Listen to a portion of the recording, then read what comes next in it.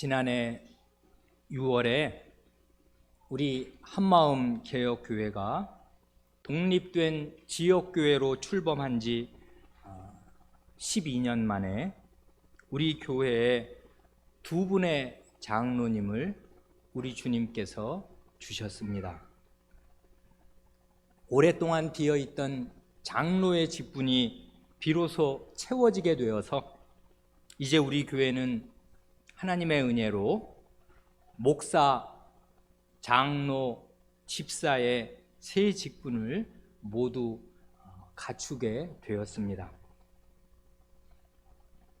그런데 우리 독립개혁 장로교회의 헌법, 헌장을 따르면 장로 직분은 일반 장로교회와 달리 종신직이 아니라 임기제입니다.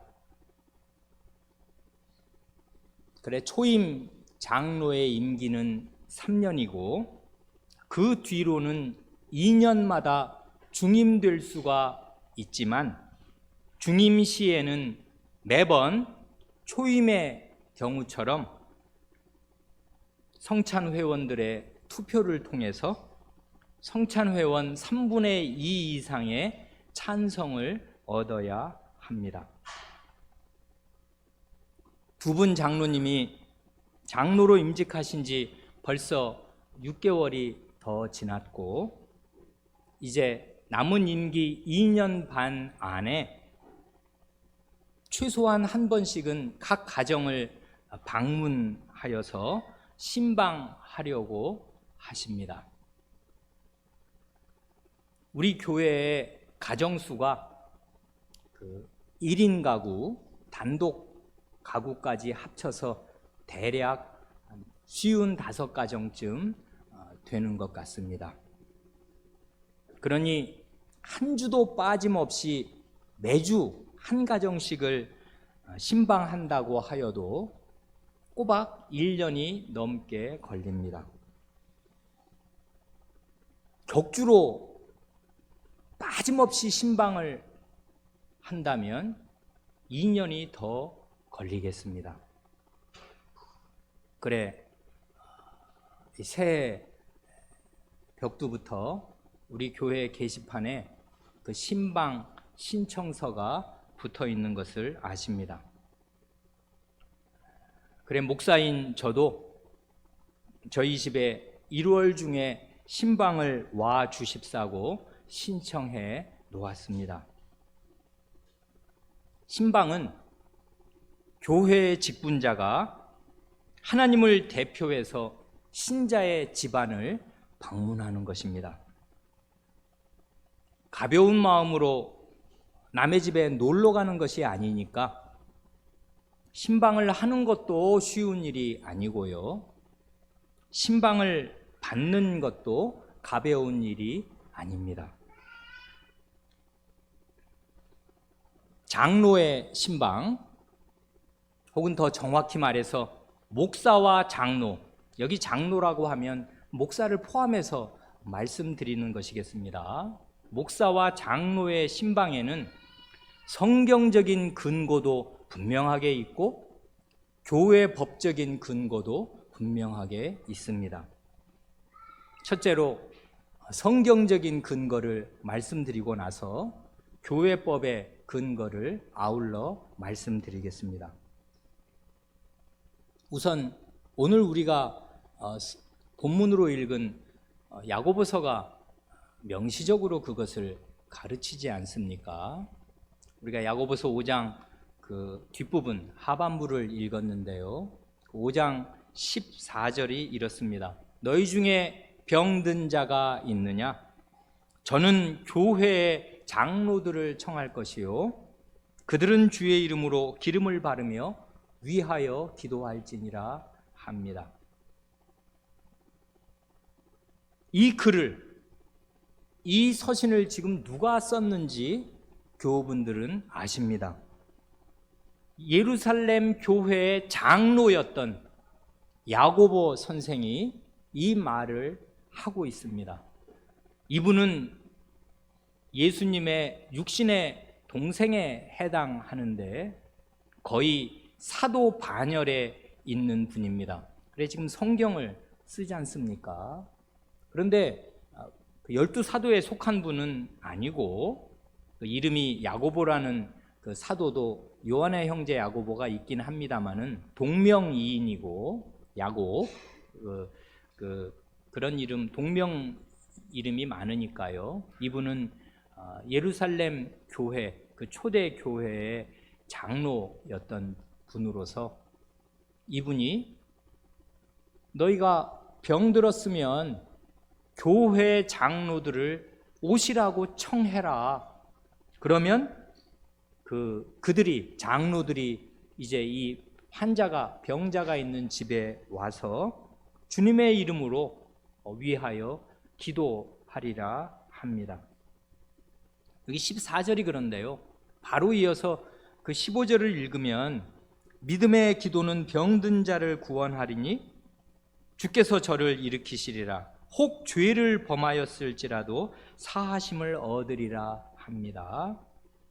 그리고 이러므로 너희 죄를 서로 고하며 병 낫기를 위하여 서로 기도하라 합니다. 이건 지금 환자가 발생한 상황을 얘기하니까 거기 14, 15, 16절이 다 연결이 되는데 여기 너희 죄를 서로 고하며 병 낫기를 위하여 서로 기도하라 하시는 걸 보면 모든 병이 그런 건 아닙니다마는 아마 이런 병은 그의 죄로 인해서 하나님께서 그를 무겁게 누르시고 징계하시느라고 내리신 것일 수도 있겠습니다. 그래 여기 지금 병든 거하고 죄사함 받는 거하고 붙여서 얘기하잖아요. 그러니 어떤 사람이 중한 병에 걸렸는데 그래 기동을 못하고 집에 누웠는데 그럴 때 자기 양심을 아프게 찌르는 것이 있고 내가 하나님께 이런 죄를 범했고 이걸 용서받고 싶다. 그럴 때는 교회에 부탁을 해서 장로님들 와주십사고 부탁을 하라는 것이고요. 그러면 그 장로가 그 집에 가면 거기 보면 너희 죄를 서로 고하라 하시지 않습니까? 이실직고 하고 자기의 죄를 숨기는 자는 형통하지 못하나 죄를 자복하고 버리는 자는 불쌍히 여김을 받으리라 하시는 주님의 말씀이 살아있어서 이 세상의 대부분의 죄인들 그리고 믿는 사람이라 하더라도 자기의 죄를 고백하고 버리는 일을 대단히 기피하고 싫어합니다. 부끄럽지 않습니까? 내가 죄인이고 이런 죄를 지었다고 말하는 것이 부끄러워서 자기 죄를 숨기는 자는 결코 형통하지 못할 것입니다. 그러나 이게 이 죄가 그냥 단순히 마음에 왔다 갔다 하던 죄가 아니고 굉장히 중한 죄여서 이 신체적으로 병이 들어서 하나님 백성답게 기동도 할 수 없고 살 수가 없게 된 굉장히 위중한 상황이니까 이럴 때는 이 죄를 책망하시고 찾으시고 이 죄로 그를 무겁게 누르시는 이 상황, 그래 교회의 지체인데 교회원으로서 제대로 활동할 수가 없게 되고 오히려 교회의 전진에 민폐를 끼치는 사람으로 지금 있게 되었단 말입니다. 그럴 때는 어떻게 하는 것입니까? 죄를 고하고 불쌍히 여기심을 구하는 것입니다. 회개는 이런 식으로 나타난다고요. 그럴 때 이 교회의 직분자가 그 집에 가면 자기도 회개한 죄인으로서 우리 교회 안에 이런 불행한 이런 죄가 있는 것을 생각하고 위하여 기도합니다. 그러면 주님께서 여기 보면 그 죄를 혹시 죄를 범하였을지라도 사하심을 얻으리라 합니다. 그러니까 이게 회개의 열매고요. 회개하는 태도로 다른 사람을 불러서 죄를 고하는 거 아니에요. 그러니까 회개는 이렇게도 하는 것이고요. 이렇게 참되게 회개하는 사람이 그게 혼자서 밤에서 하나님 잘못했습니다 하면은 이게 하나님의 이 기도 들으시고 죄를 용서해 주셨는가 확신 얻기 쉽습니까, 여러분? 제가 예전에 한번 수양회 때 그리스도인의 자유를 같이 읽으면서 말씀드린 일이 있지만 많은 사람들이요 회개의 기도를 대단히 헛되게 드립니다. 어떻게 헛되게 드리냐면 죄는 다른 사람에게 말하기 대단히 부끄러우니까 그냥 자기 혼자 하나님께 무슨 기도를 드리고 나면 회개했으니까 용서받았다고 생각하는 것입니다. 그런데 마음에 확신이 없어요. 당연히 그런 식의 헛된 회개에 확신이 주어질 리가 없는 것입니다. 왜 그렇습니까? 죄를 하나님께 고한다는 게 무슨 뜻이에요? 하나님이 내 죄를 아시면 온 천하 만민이 내 죄를 아는 것보다 그게 더 부끄럽고 큰일입니다. 안 그렇습니까? 누가 더 크냔 말이에요. 하나님이 더 커요? 사람이 더 커요? 그러니 다른 사람이 내 죄를 아는 것보다 훨씬 더 무겁고 큰 책임을 느끼면서 하나님 앞에 나아가 자기 죄를 회개해야 하는 것인데 많은 사람이 회개 기도를 그렇게 하냐고요. 하나님이 어떤 분이신지 자기 마음에 담는 게 너무나 작아요. 그러고 나서 무슨 회개했다고 그냥 혼자서 뭐라고 중얼중얼 마음속으로 하고 나면 회개했다고 착각을 하지만 참된 회개 되지 못하는 경우 허다한 것입니다. 그러니 참되게 하나님께 자기 죄를 고백할 수 있고 고백한다면은 다른 사람이 다 알아도 상관이 없다. 하나님이 아시는데 내 죄를 다 아시고 이렇게 책망하시고 계시는데 다른 사람이 아는 게 무슨 상관이냐 하는 데까지 마음이 미쳐서 교회의 직분자를 불러서 자기 죄를 고하는 것입니다. 이게 죄를 제대로 깨달은 사람, 죄를 숨기지 않고 저는 죄인입니다, 이런 징계를 받아 마땅한 죄인입니다 하는 사람이 취하는 태도라고요. 그래, 그런 것을 야고보 선생은 말하는데 아무나 불러다 놓고 이 말 저 말 하면 그게 훨씬 더 문제가 커지지 않습니까? 교회 직분자를 불러서 공적으로 말하자면 이게 자기는 아파서 이게 이제 교회 갈 수도 없으니까 말입니다.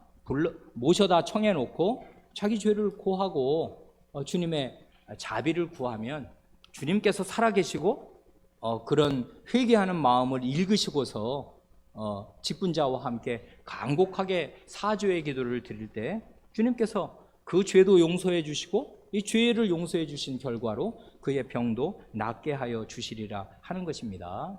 그래서 야고보서가요 의미심장하게도 맨 마지막 말이 이런 말로 끝나는 것입니다. 너희가 알 것은 20절이 그거지 않습니까? 죄 문제로 끝난다고요. 너희가 알 것은 죄인을 미혹한 길에서 돌아서게 하는 자가 그 영혼을 사망에서 구원하며 허다한 죄를 덮을 것이니라 합니다.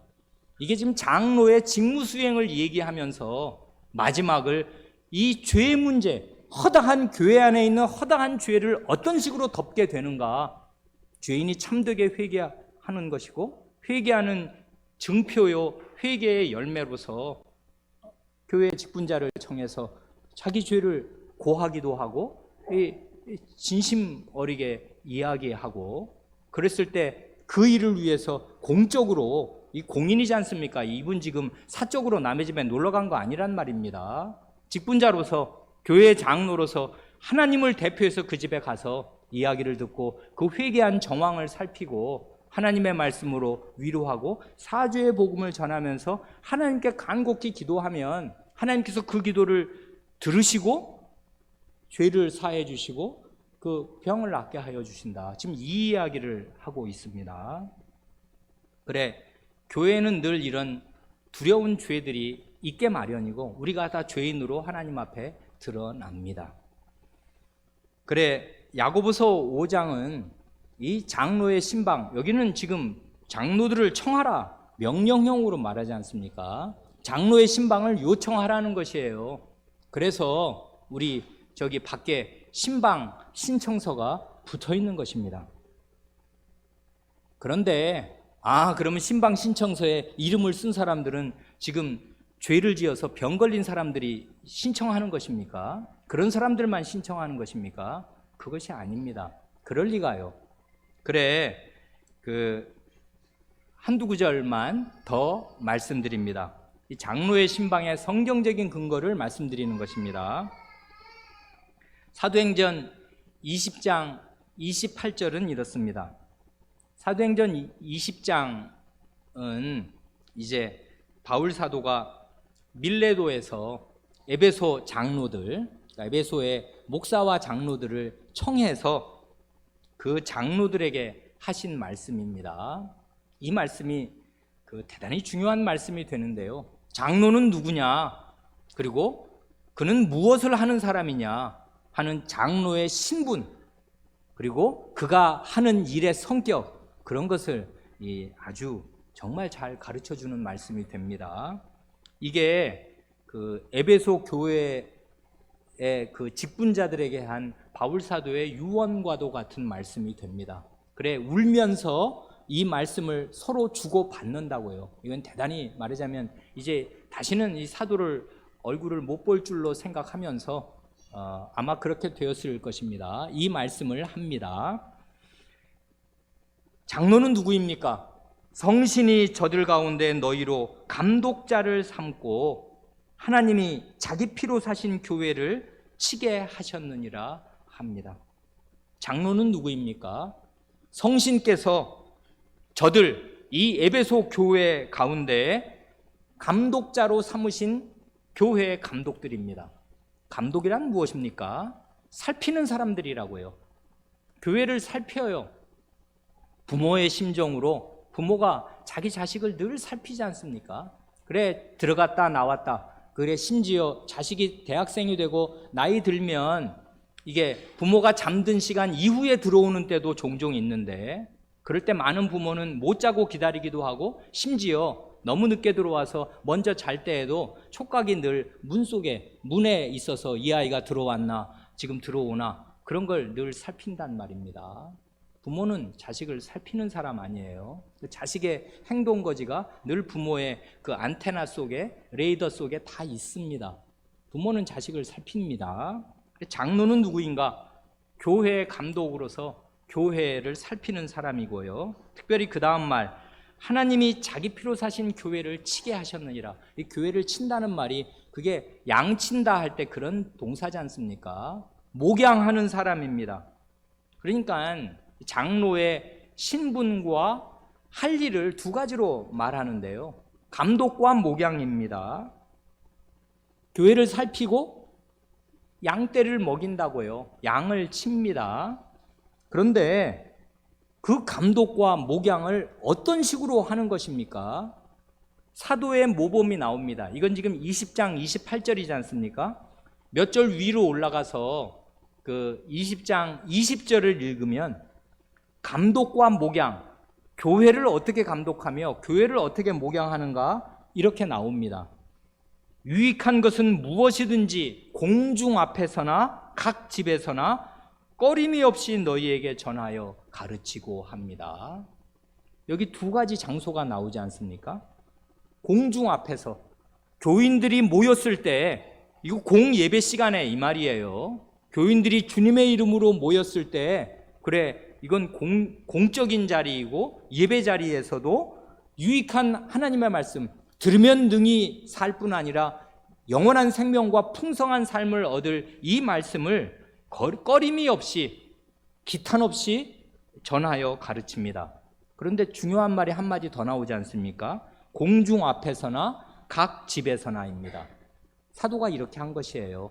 에베소에 머물면서 2년여 이상 머물면서 이분은 거의 날마다 모이기도 하였는데요. 공적인 모임에서, 예배 자리에서 언제든지 하나님 말씀 가르쳤을 뿐만 아니라 여기 보면 각 집에서, 그러니까 사도 자신이 성도들을 신방한 것입니다. 각 집으로 간 것이에요. 왜냐하면 개별적인 필요는 따로 있는 것입니다.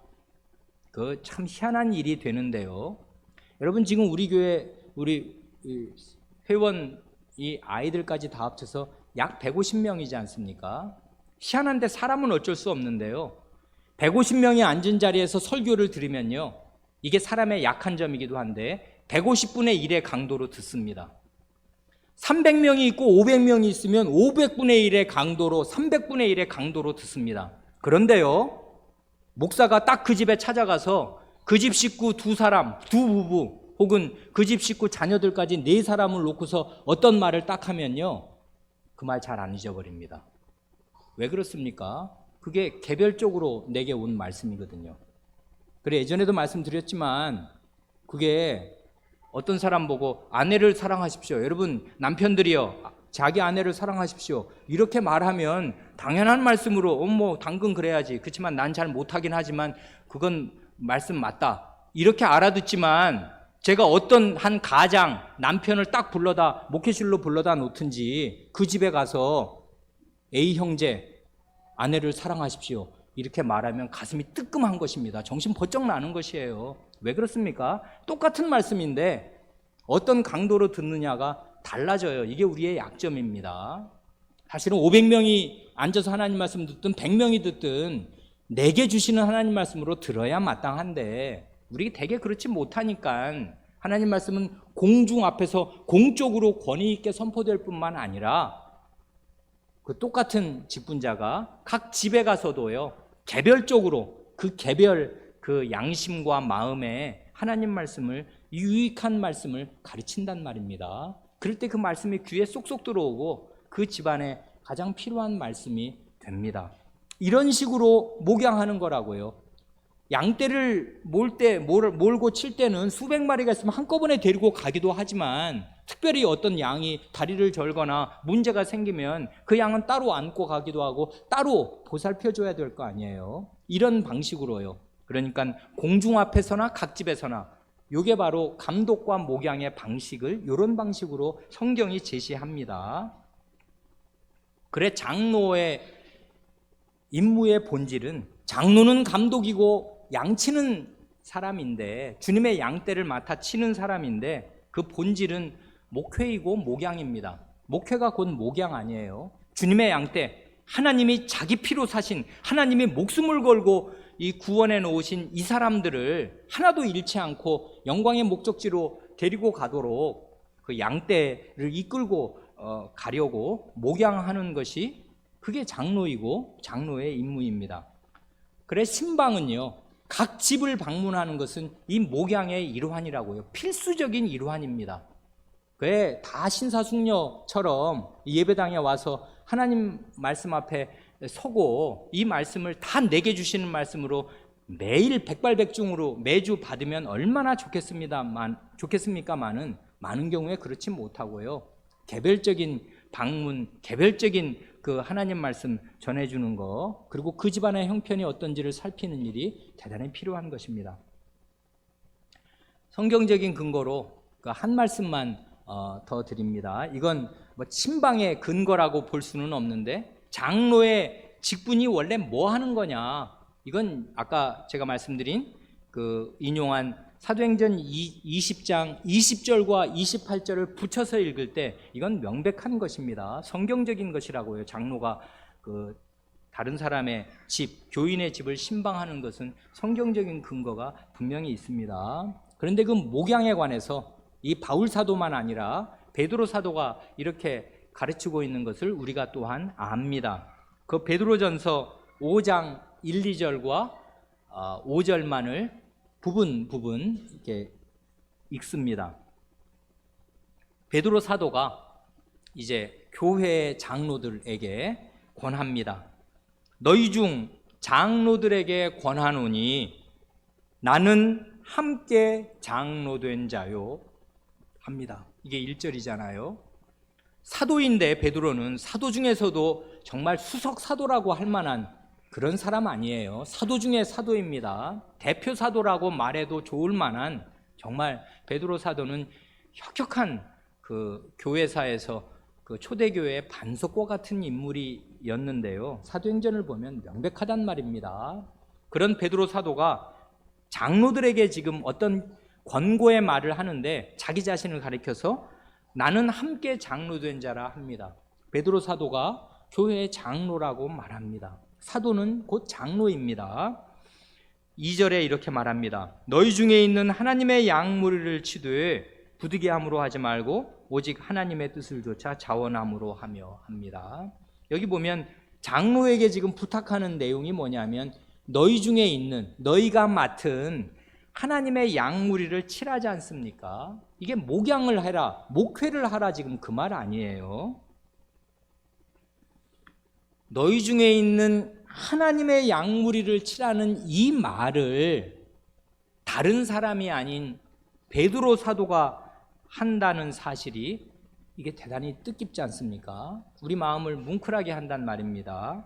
왜 그래요? 베드로 사도는요 부활하신 주님의 입에서 내 양을 먹이라, 내 어린 양을 치라, 내 양을 먹이라는 말을 3번이나 그 갈릴리 호숫가에서 직접 들으면서, 그 말씀을 들으면서 주님을 부인한 뒤에 사도로 복권된 사람 아니에요? 사도로 주님께서 이제 주님 자신의 이 고난으로 얻으신, 자기 피로 사신 이 주님의 양을 내게 맡기시는구나. 내가 지금 사도 일을 계속 하라 하시는 거구나. 나를 버리시지 않고 일을 나한테 맡기시는데 가장 중요한 일, 주님이 피로 사신 이 양떼를 치라고, 먹이라고 내게 맡기시는구나 하는 말씀을 직접 들었단 말입니다. 그래, 그걸 그 옆에 있는 그 7사람이 그때 같이 있었으니까요, 다른 제자들도 함께 듣고 베드로 사도가 복권된 것을 알았습니다. 베드로 사도는 그래 자기 평생의 사명이 주님의 양떼를 치는 것이었는데, 이제 이 사람 나이 많아 늙었습니다. 이제 주님께로 갈 때가 되었단 말입니다. 그러니 어떻게 하는 것입니까? 자기가 주님께 부탁받았던 그 양떼를, 그래서 이제까지 자기가 몇십 년을 그 목숨을 걸고 지켜낸, 목양한 그 양떼를 교회 장로들에게 지금 맡기잖아요. 그래, 너희 중에 있는 하나님의 양무리를 치라고 하지 않습니까? 그러니 부활하신 주님께서는 이 사도들에게 주님의 양떼를 맡기시고, 사도들은 장로들에게, 교회의 목사와 장로들에게 이 주님의 양떼를 부탁합니다. 그래, 장로는 목양하는 사람이고요, 목양은 공적인 자리에서도 당연히 하는 것이지만 동시에 사적인 자리, 개개인의, 성도 개개인의 집안을 방문하면서도 이루어진다, 그 말입니다. 둘째로, 교회 법적인 이 신방의 근거를 말씀드릴 수도 있습니다. 우리 독립개혁장로교회의 헌장은 교회 정치, 이 교회 치리에서 도르트 교회법을 주요 참고서로 삼는다 합니다. 이 도르트 교회법은 1618년, 19년 도르트 회의가 열릴 때 그 도르트 신조, 도르트 교회의 결의를 채택을 하면서 아르미니우스를 이단으로 정죄하고 교회에서 축출을 하면서 교회법을 그때 세워놓았는데, 이것이 단순히 그러면 이게 작년이 2019년이 도르트 대회 400주년이 되는 해였단 말입니다. 400년이 지났는데 무슨 400년 전의 법을 따르랴 하겠지만, 이게 그냥 법이 아니고 하나님 말씀을 담고 있고 하나님 말씀을 반영한 교회의 법이어서 400년이 오도록 준수되고 이 법의 효력이 없어지지 않습니다. 왜냐하면 성경 말씀과 함께 나란히 간다고요. 그러니까 성경 말씀이 절대적인 권위를 가지고 있다면 이 교회법은 이 신앙 고백과 함께 파생적인 권위, 성경 말씀에 따른 권위를 가지고서 우리 교회를 지배합니다. 이게 우리의 헌법이라고요. 도르트 교회법 22조는 장로의 직분에 대해서 할애됩니다. 장로는 뭐 하는 직분이냐, 장로는 누구고 뭐 하는 사람이냐를 말합니다. 크게 3문장이 있는데요, 그 첫 문장은 굉장히 깁니다. 이거 한번 들어보십시오. 장로 직분의 특별한 의무들은 다음과 같다. 장로의 할 일이 뭐냐, 이거를 도르트 교회법에서 이렇게 명시합니다. 첫째 문장은 아주 긴데 이렇습니다. 즉 모든 회원들이 복음에 따라서 교리와 생활에서 정당하게 행하도록 하기 위해서 말씀의 사역자와 함께 그리스도의 교회를 감독하는 것, 회중의 성원들을 충실하게 신방하여 하나님의 말씀으로 위로하고 교훈하고 훈계하며 부적절하게 행하는 자는 책망하는 것, 믿지 않고 불경건하며 회개하기를 거부하는 자들에 대하여 그리스도의 명령을 따라서 기독교적 권징을 시행하는 것, 성례가 더럽혀지지 않도록 주의해서 살피는 것이다 합니다. 짧은 2문장이 더 남아있는데 그건 조금 이따 말씀드리고요. 첫 번째 문장 긴데요, 이거 간추리면요, 장로는 뭐 하는 사람이냐 하면 교회를 감독하고 교인을 신방하여서 교회의 3대 표지, 말씀과 성례와 권징이 살아있도록 하는 사람입니다. 이게 장로라고요. 교회가 참된 교회인가 아닌가는 세 가지 그 사인으로, 세 가지 표지로 알 수 있지 않습니까? 하나님의 말씀이 신실하게 가감없이 전파되는가, 그리고 성례가 주님의 뜻대로 집행되는가, 그리고 그 하나님의 말씀을 어기고 공공연하게 죄를 짓는 사람에 대해서 권징이 시행되는가, 이거지 않습니까? 다 따지면 결국 하나님의 말씀 하나로 규결될 수 있는데요, 하나님의 말씀이 바르게 전해지면 성례는 보이는 말씀이니까요, 그 말씀의 복음의 도리를 눈에 보이는 형식으로 보여주는 보이는 말씀이고, 권징은 그 말씀이 어겨질 때, 그 말씀이 훼손될 때 그에 대해서 정당한 징계를 내리는 것을 포함하는 거니까 결국 말씀이 시행되도록 하는 것이란 말입니다. 그런데 나누자면, 종합하자면 하나님의 말씀으로 위로하고 교회를 세우고 교인들을, 각 가정을 세워주자는 것인데, 이걸 나누자면 말씀과 성례와 권징, 이게 교회의 3대 표지란 말입니다. 교회를 교회답게 하기 위해서 이 교회를 감독하고 회중의 성원들을 충실하게 신방함으로써 하나님 말씀으로 위로할 뿐 아니라 교훈과 책망과 바르게 함과 의로 교육함, 하나님 말씀에 이 하시는 일을 찾아가서 한다 이 말입니다. 그래, 권징을 시행하기도 하고 성례가 그럼으로써 더럽혀지지 않도록, 현저하게 생활 가운데 죄를 지은 사람이 그 죄를 숨기고 뻔뻔하게 성찬상에 나와서 멸망당하는 길로 가지 않도록 방지하기도 하고 그를 책망하기도 한다 그 말입니다. 그런데 여기 보면, 여기 모든 회원들이 복음에 따라서 교리와 생활에서 정당하게 행하도록, 그러니까 어떤 이단 사설을 믿으면서 그릇된 성경에 관한 그릇된 지식을 확신 있게 가지고서 막 말하고 다니면 교리에서 빗나가는 거잖아요. 그리고 그 정당한 교리는 가지고 있는데 아는 사람이 왜 그렇게 행동하고 그렇게 사는가, 교리와 생활에서 정당하게 행하라고 이렇게 감독하고 살피고 신방한다 그 말입니다. 두 번째 문장은 앞의 문장을 이런 방식으로 재진술하고 요약하는 것 같습니다. 그들은 또한, 장로들이죠, 그들은 또한 하나님의 집의 청지기이므로 회중에서 모든 것이 단정하고 질서 있게 되도록 주의하며 그들에게 맡겨진 그리스도의 양무리를 돌보아야 한다. 목양을 여전히 말하고 있는데, 하나님의 집의 청지기입니다. 장로들은 하나님의 집을 맡은 하나님의 집의 곳간지기, 청지기라고 해요. 하나님의 집의 보물은 뭐예요? 하나님의 말씀과 하나님의 양떼들입니다. 이게 하나님의 집의 보물이란 말이에요. 그래야 하나님의 말씀을 순결하게 보존하고 지켜야 하고 하나님의 양떼를 잃지 않고 지켜내야 합니다. 그게 하나님의 집의 청지기의 임무이니까 회중 가운데 단정하고 질서가 있도록 유지하는 일, 그리고 양무리를 돌보는 일입니다. 그리고 마지막에 아주 의미심장한 거 하나를 덧붙입니다. 끝으로 좋은 조언과 충고로 말씀 사역자를 돕고 그들의 교리와 생활을 감독한다 합니다. 아까는 누구의 교리와 생활을 감독해요?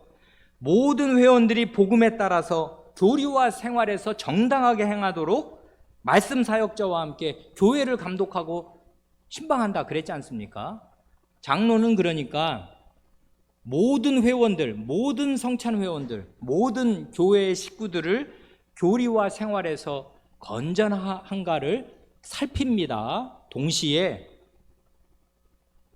장로의 아주 중요한 임무는 좋은 조언과 충고로 말씀 사역자를 돕고 말씀 사역자들의 교리와 생활을 감독합니다. 이 교회에서 이 목사가 비뚤어지게 되면, 교리와 생활에서 비뚤어지게 되면 교회는 재앙이란 말입니다. 강단에서 그릇된 교리가 나가면 교회가 바로 설 길은 없는 것이에요. 그걸 누가 지키냐 하면 온 교인이 당연히 지켜야 하지만 가장 우선적으로 장로가 이 강단에서 그릇된 교리가 전해지지 않도록, 그리고 자격 없는 사람, 소명이 확인되지 않은 사람이 강단에서 이 말 저 말 하지 못하도록. 그래, 요즘엔 희한하게 무슨 간증 집회다 어쩌다 해가지고 사람이 그냥 아무나 그냥 은혜 받았대요. 그리고 뭐 생활이 이렇게 변화됐대. 그러면 온 회중 모아놓은 자리에서 강단에서 이 말 저 말 다 하지 않습니까? 그러면 자기는 진실하게 자기 체험 얘기하는 것 같은데 거기에 얼마나 비성경적인 그런 그릇된 교리들이 함께 나가 퍼진단 말입니다. 그러니까 장로는 결코 그 정당한 교리를 가지지 않은 사람이 이 마이크를 잡고 교중 앞에서 말하지 못하게 해야 합니다. 그리고 아무나 이 교회 강단에 서지 못하게 막아야 한단 말입니다.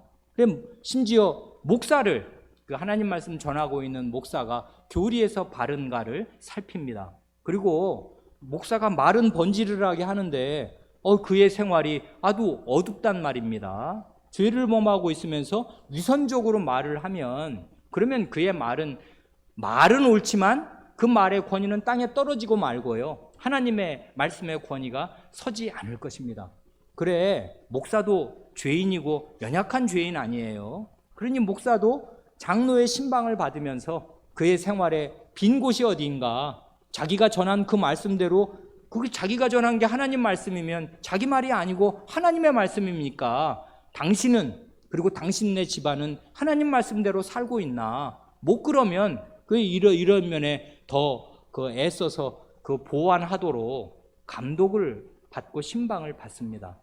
그러니 장로는 교인들의 회중의 교리와 생활을 지켜보고 살피고 감독하는 동시에 굉장히 중요한 교회의 영향을 아주 직접적으로 미치는 그런 사람인 말씀 사역자의 교리와 생활을 살피고 감독합니다.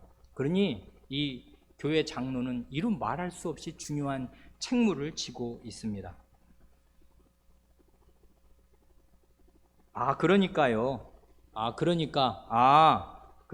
이 장로라는 직분이 이게 얼마나 교회가 교리와 생활에서 바르게 서는데 말씀과 성례와 권징을 집행하는데 필수적인 직분인가 우리가 알게 됩니다.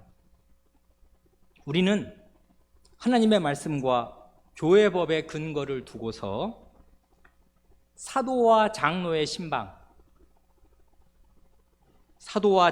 신방이 하나님 자신과 예수 그리스도 자신의 방문이라고, 하나님의 신방이요 예수 그리스도의 신방이라고 말할 수 있습니다. 이게 굉장히 엄중한 말이고 큰 말이고 대단한 말이지만 이 말이 사실입니다. 우리는 성경의 근거를 두고서 우리 교회에 정당하게 회중의 선출을 통해서 하나님께서 장로로 임명하신 분이 여러분의 집안을 방문할 때 그것은 하나님 자신, 예수 그리스도 자신이 여러분의 집안을 찾아가시는 것이다 하고 말할 수 있습니다. 그 근거를 말씀드리겠습니다. 에베소서 2장 17절은 바로 얼마 전 주일에 그 뜻을 말씀드렸고 그 전에도 말씀드린 것이 있어서 아시는 구절입니다. 바울 사도가 말하지 않습니까? 이건 그리스도께서 자기 십자가로 유대인과 이방인의 그 장벽을 허무시고 부활하심으로 그 유대인과 이방인을 한 몸 안으로 자기 그리스도의 몸 안으로 연합시키셔서 하나의 교회를 세우려고 하시면서 그래, 가까운 데 있는 예루살렘 사람 유대인, 그리고 먼 데 있는 너희 에베소 사람 이방인, 가까운 데와 먼 데 있는 그 신자들을 하나로 묶으신다, 이 말씀을 하면서 에베소서 2장 17절에서 이렇게 말합니다. 또 오셔서 먼 데 있는 너희에게 평안을 전하고 가까운 데 있는 자들에게 평안을 전하셨으니 합니다. 그리스도께서 낮아지셨을 때에는 당연히 예루살렘을 중심으로 갈릴리, 심지어 사마리아까지 거기 유대 팔레스타인을 왔다 갔다 하시면서 가까운 데 있는 자들, 예루살렘에 있는 자들에게, 그리고 이 유대에 있는 자들에게 하나님의 말씀을 전하셨습니다. 평안의 복음, 샬롬을 전하셨습니다. 그러나 높아지신 뒤에는 오셔서 너희에게 평안의 복음을 전하셨다 하는데, 이 말이 무슨 뜻인 거 우리 교우분들은 다 아십니다. 바울 사도 자신이 에베소 지역에 가서 복음을 전한 걸 가리켜서 주어를 바꿉니다. 내가 너희한테 복음 전했지 않냐 이렇게 말하지 않고 바울 사도는 그리스도께서 오셔서 너희에게 평안의 복음을 전했다 말합니다. 이런 확신에서 사도는 전혀 그 유보가 없어요. 내가 전하는 말이 그리스도의 말 자신이고, 내가 이 말을 전한 걸 너희가 들었으면 그리스도께서 너희에게 오신 것이다 말합니다. 이게 틀림이 없습니다. 한 구절만 더 읽습니다. 이 구절은 왜 읽냐 하면, 최근에 우리가 주일 아침 성경 공부 시간에 아모스서를 읽었지 않습니까? 그 아모스서 그 9장 11, 12절에 하나님께서 다윗의 무너진 천막을 일으키실 때 에돔의 남은 자와 하나님의 이름으로 일컬음 받는 이방인들이 오게 하신다. 그런 말씀 우리가 아모스서를 읽으면서, 그게 좀 말씀이 어렵지만 이 뒷날에 될 일을 그 아모스 예언자를 통해서 예언하실 때 그 말씀 우리가 보았습니다. 그 말이 바로 인용되는 지점에서 야고보 선생, 아까 우리가 야고보서를 읽은 그 야고보 선생 말이에요. 예루살렘 교회 장로가 이렇게 말합니다. 이 말을 한번 잘 들어보세요. 누가 오신다고 하는지 한번 들어보시기 바랍니다.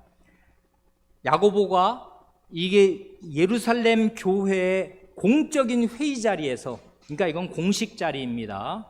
공회의 자리에서, 교회의 회의 자리에서 말합니다. 하나님이 처음으로 이방인 중에서 자기 이름을 위할 백성을 취하시려고 저희를 권고하신 것을 시므온이 고하였으니 선지자들의 말씀이 이와 합하도다. 기록된 바 하면서 그 우리가 읽은 아모스서 9장 11, 12절을 쭉 인용하지 않습니까? 그런데 여기서 주목할 말씀은 이것입니다. 하나님이 처음으로 이방인 중에서 자기 이름을 위할 백성을 얻으시려고 권고하신 사실을 시므온, 이게 시몬 베드로가 고했다 이렇게 말하는데요. 여기 보면 저희를 권고하신, 이게 지금 여러분 가지고 어떤 분은 개역개정 보시는 분은 저희를 돌보신 것을 시므온이 고하였다 말하지 않습니까? 이때 권고하셨다는 말, 돌보셨다는 말이 뭐냐 하면 방문하셨다 이 말입니다. 하나님이 신방하시고 찾아오셨다 그 말이라고요. 하나님께서 처음으로 이방인 가운데 자기 이름을 위할 백성을 얻으시려고 하나님이 찾아오신 일, 찾아가신 일을 시므온이 지금 말했다. 이때 시므온이 누구냐면 시몬 베드로라고요. 요건 지금 사도행전 15장인데요. 이 얘기는 지금 사도행전 10장, 11장에서 베드로 사도가 이방인인 고넬료의 집에 가서 복음을 전해서 이방인 그 고넬료 로마 백부장의 일가 친척들, 그 집에 모인 사람들이 회심하고 성신을 받은 일을 가리켜서 지금 말하는 거예요. 시므온이 지금 교회회의에서 그 일을 얘기했거든요. 내가 이방인 집에 갔을 때 이러이러한 일로 갔고, 이랬을 때 하나님께서 성신이 예루살렘에 내려온 것과 똑같이 그 가이사랴 이방인들에게도 내려온 걸 우리가 보고서 내가 그래서 거리낌 없이 세례를 주었다. 이 얘기를 지금 하는 걸 가리켜서 야고보 장로가 뭐라고 말하냐고요. 하나님이 찾아오셨다 이렇게 말하는 것입니다. 그러니까요, 사도 베드로가 하나님이 언제 고넬료 집에 찾아가셔요? 안 가셨단 말입니다. 그런데 베드로 사도가 하나님의 사자가 되어서 하나님의 말씀을 들고 청을 받아서 가이사랴 고넬료 집에 가서 복음을 전한 것을 가리켜서 이게 교회 앞에 하는 말이란 말입니다. 하나님이 처음으로 이방인을 찾아가셨다 이렇게 말하는 것이에요. 그러니까 사도가 복음을 가지고 개별 신자의 집, 이건 그때는 아직 정식 신자가 아닌 그냥 이방인 중에 하나님을 믿고자 하는 경건한 이방인이었는데, 이 집을 사도가 찾아간 것을 가리켜서 하나님의 찾아감, 하나님의 신방, 하나님의 방문이라고 성경은 말한다고요. 그러니 여러분들 이렇게 생각하시겠습니까? 그건 사도니까 그렇지.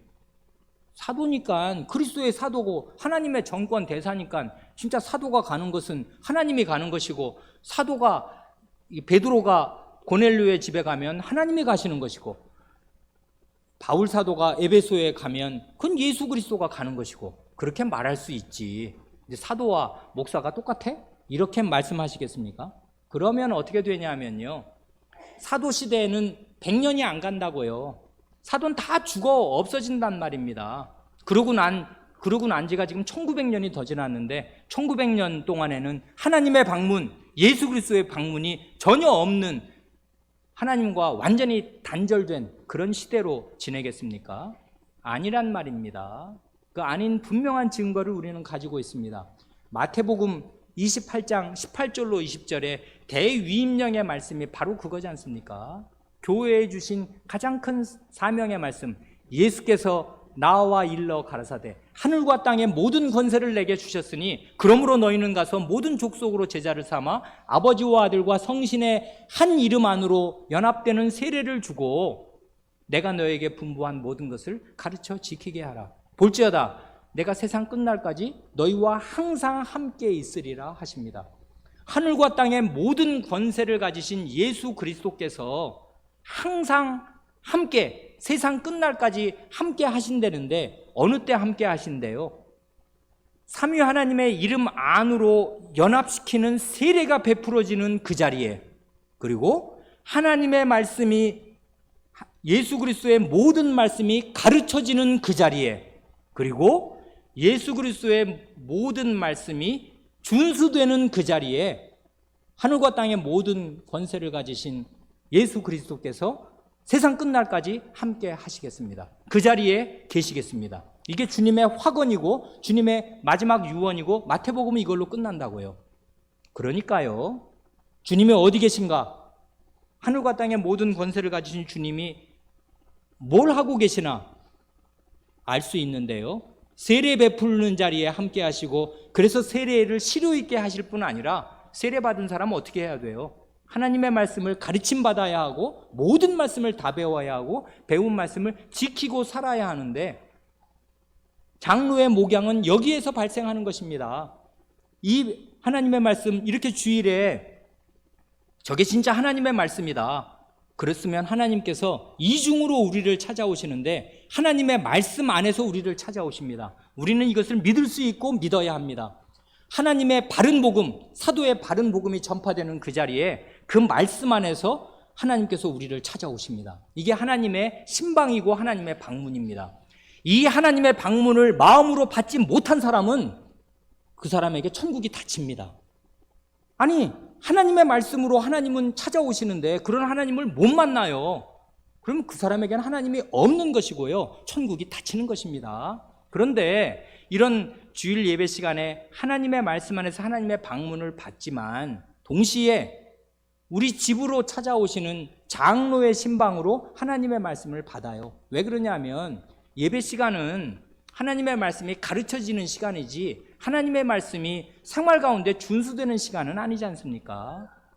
그래, 실제로 가르쳐 지키게 하라잖아요. 그러니까 하라시잖아요. 그러니까 하나님의 말씀을 가르쳐야 하고 하나님의 말씀을 지켜 행하도록 해야 합니다. 이 자리에, 그런 자리에 그리스도께서 계시겠습니다. 함께 하시겠습니다. 그러니 우리 주 예수 그리스도께서 장로들을 이 하나님의 말씀이 준수되도록, 그리스도의 말씀 우리 다 지키고 살아야 될 거 아니냐. 근데 우리가 다 그렇게 못 살지 않냐. 우리가 이렇게 연약하다. 그러나 이렇게 연약할지라도 우리의 죄를 회개하고 돌이키면서 그리스도께로 돌아가서 이렇게 우리는 이 말씀 배웠다, 이 말씀대로 지키고 살아야 되지 않냐. 안식일을 기억하여 거룩히 지키라고 배웠고 안식일은 이렇게 지키라고 주님이 말씀하시지 않냐. 이렇게 살아야 될 거 아니냐라고 권하는 그 자리에 예수 그리스도께서 세상 끝날까지 함께 하시겠습니다. 장로들의 신방과 함께 하셔서, 그러니까 이중으로 하나님의 신방은 우리에게 옵니다. 주일에 공적으로 모인 자리에서 하나님의 말씀을 들을 때 하나님이 오시고 그리스도께서 오십니다. 동시에 그 말씀을 들고 이 말씀이 준수되도록 그 목적으로 각 집안을 방문하고 개개인을 방문할 때 그리스도께서 우리와 함께 하시고 그 자리에 오십니다. 이게 성경적이라고요. 그러니 장로의 신방, 여러분 예전에 교회 오래 다니신 분 대신방이라고 1년에 한두 번 받아보시기도 하고 그러셨을 텐데 어떤 의식으로 받아보셨는지 모르겠습니다. 이런 하나님 말씀의 기초에서 이런 의식으로 장로의 신방을 받아야 마땅합니다. 교인들이요, 때때로 목사를 찾아올 때가 있습니다.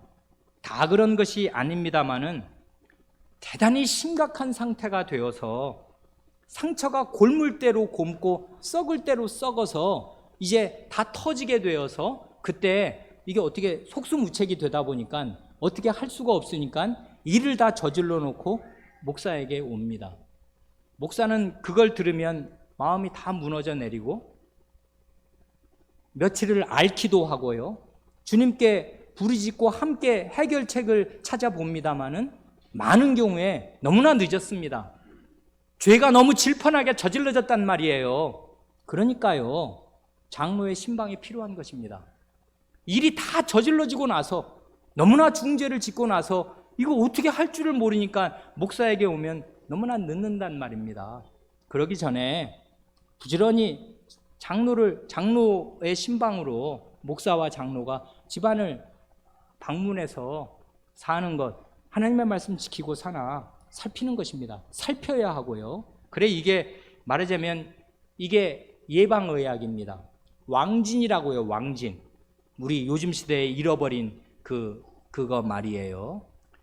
아파야 병원에 우리는 가는데 원래는 가정주치의가 있으면 평소에 1년에 한 번씩, 여러분 그래서 나라에서 요즘에는 건강검진 제도를 나이 40 넘으면 2년에 한 번씩은 건강검진을 받도록 하지 않습니까? 이건 아파서 병원 가는 거 아니라 2년에 한 번씩은 40 넘으면 병이 올 가능성이 아주 높은 그런 나이가 되었으니까 적어도 2년에 한 번씩은 병원에 가서 평소 상태 한번 쭉 체크해 봐라. 그래, 제가 아는 분도요, 그 정기 건강검진 때 위암이 아주 초기 1기 때 발견이 돼서 아주 행복하게 잘 처리하고 건강하게 사는 분도 있습니다.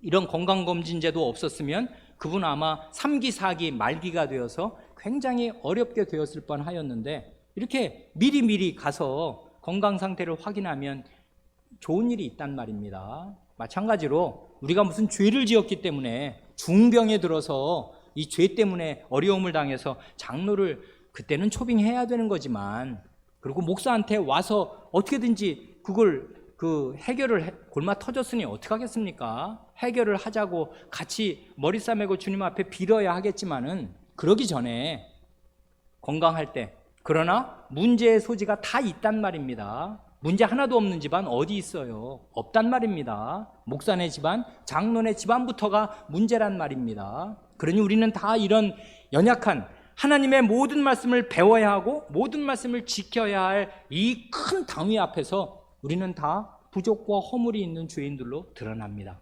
그러나 어떻게 하겠습니까? 우리 주님이 함께 하시는 그 삶을 사는 것은 하나님의 모든 말씀을 들은 대로 지키고 사는 여기에 있단 말입니다. 이 목적을 위해서 주님의 대위임령에 100% 순종하는 교회로, 그런 사람으로, 그런 가정으로, 그런 신자로 살기 위해서 우리는 기꺼이 장로의 신방을 받습니다. 그래, 한두 가지만 필요한 거 말씀드리고 말씀을 마칩니다.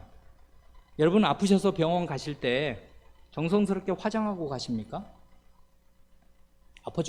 병원에 지금 응급실에 지금 뛰어가는데 무슨 얼굴 화장하고 옷매무새 고쳐입고 머리 단장하고 그렇게 가냐고요. 그럴 필요 없는 거지 않습니까? 병원에 갈 때 지혜로운 환자는 어떻게 합니까? 요즘 병원 5분, 3분밖에 안 되잖아요. 그 의사 만나는 시간이. 그러니까 지혜 있는 환자는요, 병원에 의사 만나기 전에 3분 동안, 그 짧은 시간 동안에 자기가 지금 어디가 아픈가 그걸 조목조목 잘 얘기해야 된단 말입니다. 그래 저의 경우에는 병원에 가기 전에 적어갑니다. 그러면 백발백중이었는데요, 의사가 그거 좀 보자고 합니다. 그러면요, 제가 적어간 내용을 의사가 이거 다 읽어요. 그리고 자기 그 진료 차트에 적기도 하고 그러는 것 저는 여러 번 경험했습니다. 지혜로운 환자는요, 그 짧은 시간에 자기의 아픈 환부를 가장 적절하게 정보를 주어야 의사가 그 의학 지식으로 판단을 해서 이건 이렇다, 이러니 이렇게 해보자 할 거 아닙니까? 의사가 하나님도 아닌데 환자 얼굴 척 보면 모든 병 다 아는 것입니까? 50%도 잘 모른다는 거 아니에요? 그러니 환자는 자기가 아픈 곳을 이렇게 할 수 있는 대로 자세하게 분명하게 그 짧은 시간에 전달해야 합니다. 말씀드린 대로 장로의 신방 여러분 언제 받습니까? 2년에 한 번 받을 것입니다. 2년 동안 여러분 가정 문제 아무것도 없습니까? 많이 있는데 그 짧게 한두 시간 왔다 1년에 한 번 왔다 가는데 언제 그런 이야기 다 하냔 말이에요. 그러니까 장로님 신방 오신다고 집안 치우는데 시간 들이지 마시고 뭐 그 안 하던 청소하는데 시간 들이지 마시고 여러분의 영혼의 상태가 심각해지기 전에 자기 영혼의 상태를 어떻게 조리 있게 어떻게 정직하게 그 하나님께 말씀드리듯이 말씀하실까? 그걸 준비하십시오. 신방할 때 결코 식사 대접이나 선물이나 금품을 주어서는 안 될 것입니다. 과일이나 간식도 일체로 준비할 필요가 없습니다. 먹으러 가는 거 아닙니다. 식사는 장로님들이 목사나 장로든 다 밥 먹고 갈 것입니다. 가서 물 한 잔을 얘기를 해야 되니까 물 한 잔 차려놓으면 됩니다. 제가 집에 신방 갈 때마다 정성스럽게 과일을 깎아내는 걸 그때마다 경험하는데 그럴 필요가 없습니다. 그거 다 돈이라고요. 그리고 부담되지 않습니까? 그렇게 할 필요 없습니다. 과일 차려낼 필요 전혀 없어요. 그냥 물 한 잔, 그리고 혹시 그 집에 남는 차가 있으면 차 한 잔 대접하면 됩니다. 지금 중요한 건 그거 아니라고요. 여러분 의사 만나러 지금 의사가 자기 집에 온 거란 말입니다. 그러면 환부를 드러내놓고 함께 진지하게 얘기해야 되는데 뭘 먹을 거 준비하고 뭘 지금 뭐 손님 대접 치레한다고 그 일을 환자가 왜 하는 것입니까? 그런 거 다 필요 없는 것입니다. 물 한 잔이면 됩니다. 신방할 때 목사와 장로가 직분자로서 들은 내밀한 이야기에 대해서는 비밀이 보장될 것입니다. 직분자가 결코 아닌 목사의 아내, 장로의 아내에게 발설하는 일은 없을 것입니다. 치료회 안으로 들어온 이야기가 치료회 문 밖으로 나돌아다니는 일은 없을 것입니다. 만약에라도 우리 사람이 다 약하니까 직무상의 비밀을 목사나 장로가 누설하였을 때는 징계를 달게 받을 것입니다. 이게 치료회를 무너뜨리는 일이거든요. 그래, 이 일의 엄중함을 알고 산부인과 의사가 자기 아이 받은 거 누구 유명한 사람이 자기 산부인과 왔다고 그거 이야기하고 돌아다니면 정신 나간 사람 아닙니까? 그 사람 의사 그만둬야 될 사람 아니에요. 누가 그러면 그 사람에게 찾아가서 자기 환부를 맡기겠습니까? 그러니까요, 직무상의 비밀을 보장한다는 건 너무나 당연한 것이고요. 목사와 장로는 이 일의 엄중함을 알고 있습니다. 그러니까 안심하셔도 됩니다. 직무상으로 들은 이야기는 직무의 범위 밖에 있는 사람에게 발설되지 않을 것입니다. 발설되면 발설자는 반드시 징계를 받을 것이고 그 직무를 행할 수 없게 될 것입니다. 그러니 우리 교우분들 2년이 가기 전에 각 가정 신방 받으시기 바라고, 그리고 말씀드린 대로 일은 우리가 생전 처음 해보는 일들 아니에요. 대개 신방을 하는 장로도 마찬가지고 신방을 받는 우리도 장로의 신방 받아본 적 없다는 것 아닙니까? 이거 우리가 만들어가야 합니다. 우리의 자녀들, 지금 우리 초학문답을 고백하기 시작하는 우리의 손자녀 세대에는 이 일이 정말 활성화되어서 우리 교회가 제대로 된 목양을 날마다 받는, 매 성찬 때마다 받는 그런 교회가 되기 위해서 우리가 함께 만들어가야 할 일입니다. 가만히 이렇게 팔짱 끼고서 어디 되나 보자 이렇게 해서 될 일 전혀 아닙니다. 그래, 부족한 것이 있으면 언제든지 치료에 건의도 하여 주시고, 이렇게 하는 장로의 신방이 무슨 소용이 있냐. 저 여러 번 받아봤습니다. 아무 소용도 없었습니다. 사실상 그래서 제가 이 교회에 온 지 오래됐으나 장로 임직을 그렇게 주저하였습니다. 왜냐하면 장로의 신방 여러 번 받아봤는데 별 소용 없는 거 제가 알았기 때문에 그렇습니다. 그러니 이 일의 성패는 우리 주님의 은혜에 달려있고 장로 자신과 교인이 얼마나 적극적으로 이 성경적인 제도, 하나님의 찾아오심을 얼마나 믿음으로 성경적으로 잘 받아들이면서 이걸 잘 활용하느냐에 달려있겠습니다. 결코 저절로 주어지지 않습니다. 그러니까 이 일을 위해서 기도하여 주시기 바라고, 이 일이 이 의사의 왕진이 계속 있을 때 얼마나 각 가정이 건강해지나, 정기 건강검진이 얼마나 온 국민의 건강에 도움이 되나, 이런 거 잘 생각하셔서 우리 교회가 건강한 교회, 내 자녀, 내 손자녀들에게 건강한 교회를 물려주기 위해서 나는 뭘 해야 되나 하시는 큰 문제의식과 소원과 기도 가운데 장로의 신방을 잘 받으시기 바랍니다. 기도하겠습니다.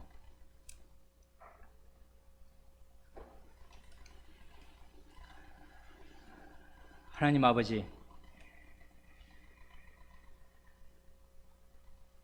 하나님께서는 죄인들이 죄악 가운데 멸망하는 것을 기뻐하지 않으시고, 내게 찾아오라 말씀하시기 전에 사람의 몸을 입고 친히 찾아오셔서 이 징구렁텅이와 같은 죄인들의 한복판에 텐트를 치시고 함께 거하시며 사람으로서 사시고 사람의 모든 고통과 어려움들을 친히 겪으시면서 사람에게 살 길을 일러 주시옵니다. 이런 하나님의 찾아오심이 저희에게 구원이 되므로 저희 교회의 직분자도 고고한 자리에 앉아서 교인이 자기에게 찾아오라고 말하지 않고 하나님의 찾아가심을 따라 찾아가오며, 직분자의 방문을 통하여 하나님께서 그 집안을 방문하시고 그 집안이 하나님의 말씀을 지켜 행하도록 권고하시고 때로 책망하시며, 그럼으로써 저희 교회의 성찬상이 거룩하게 보존되게 하시옵니다. 주님, 이제 저희가 주님의 은혜로 장로를 받았사오니 이 장로의 신방이 실효 있게 되도록, 효과 있게 되도록 주님께서 이 장로의 신방에 복 주시고, 신방을 하는 이나 신방을 받는 이가 다 믿음으로 행할 수 있게 하시고, 그러므로 저희 교회가 건전하여질 수 있게 하시며 건강하여질 수 있게 하여 주시옵소서. 주님께서 가르치신 모든 말씀을 지켜 행하여야 하는 이 대의에서 아무도 이탈하지 않게 하시고 아무도 이의를 달지 않게 하시며, 그리하여 주님께서 세상 끝날까지 항상 함께 하시는 교회의 실질을 저희 가정에서 저희 개인으로 다 맛볼 수 있게 하여 주시옵소서. 우리 구주 예수님의 이름으로 기도하옵니다. 아멘.